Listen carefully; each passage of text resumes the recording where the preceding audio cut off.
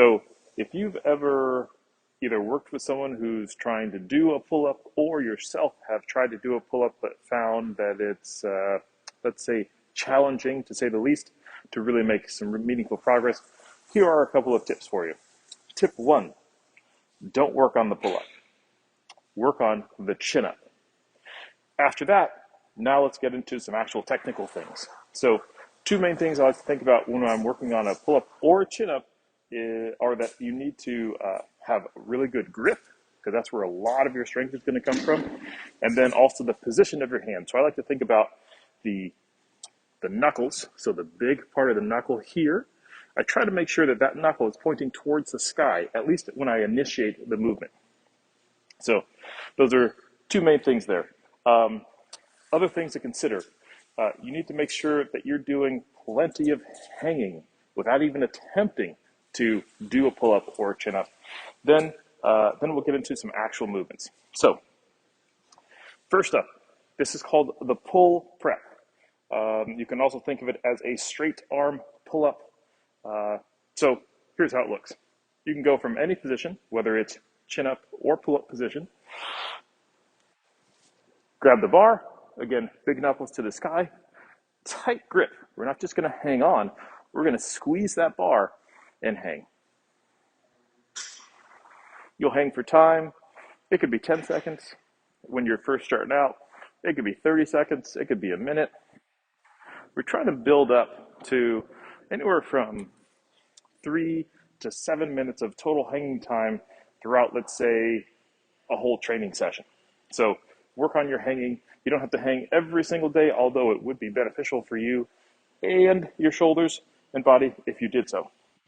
Next up, pull prep. So this straight arm pull-up essentially looks like this. So it builds off of the hang. So if you're having trouble hanging for 30-ish seconds without too much discomfort, the pull prep is going to seem especially difficult. So try to build up to about 45 seconds of being able to hang 2 or 3 rounds of that before really putting a lot of effort towards the pull prep. So big knuckles to the sky.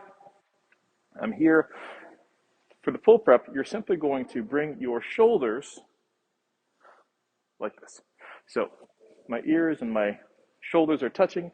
Now I'm going to pull myself up. Now my ears and my shoulders are not touching. Something I like to think about to cue people to help them with this is thinking that your shoulders are ear poison. So when you're in the full hang, your shoulders are like this. Shoulders are ear poison. You're here. You're trying to get your shoulders as far away from your ears as conceivably possible. Okay? And then lastly, let's work on a controlled lowering. So I have this delightful setup here. Bench, a couple of road blocks.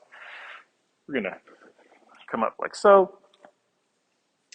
And hi. We're going to grip the bar here. And then this is where the chin up really comes into play. We're going to bring the chin over the bar here. And the goal here is to keep your chin over the bar, hold, and then under control, lower yourself down. Many different ways to break this down. You can either hold longer at the top, you can control how long it takes you to get to the bottom, and just play around with that.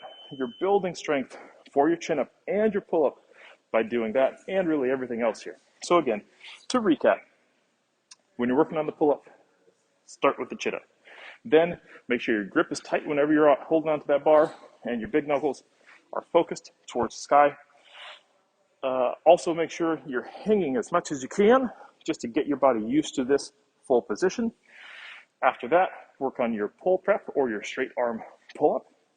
Then lastly, work on your lowering. So get yourself to the top of that bar, however you can, do so safely. And then control that lower. You do those things, I promise you will build the strength, the awareness, the control, and the confidence to be able to progress your chin up and even your pull up over time. Give that a try.